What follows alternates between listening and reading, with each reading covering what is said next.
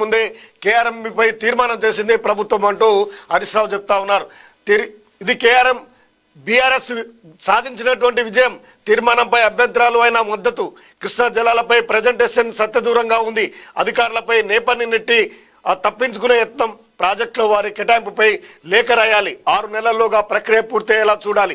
అసెంబ్లీలో సిద్దిపేట ఎమ్మెల్యే హరీష్ రావు ఇంకా సాగునీటి ప్రాజెక్టుపై కేంద్ర ప్రభుత్వం నిర్ణయం తీసుకుంటుంటే రాష్ట్ర సర్కార్ నిద్రపోయింది. కృష్ణా బోర్డు అప్పగించేందుకు అంగీకరించింది. కానీ నీళ్ల వాటాలో తెలంగాణకు జరుగుతున్న అన్యాయంపై మా అధినేత కేసీఆర్ నల్గొండ సభ పిలుపు ఇవ్వగానే భయపడిపోయింది. బడ్జెట్ను పక్కన పెట్టి మరీ కేఆర్ఎంబి తీర్మానాన్ని తీసుకొచ్చింది.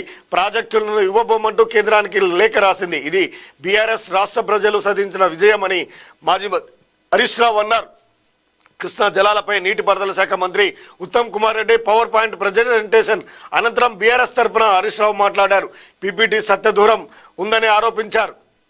అధికారులపై నెపం మేపి ప్రభుత్వం తప్పించుకోవాలని చూస్తుందని విమర్శించారు. 2099 టీఎంసీల అంశాన్ని కాంగ్రెస్ పార్టీకి కారణమని కూడా ఆయన వివరించారు.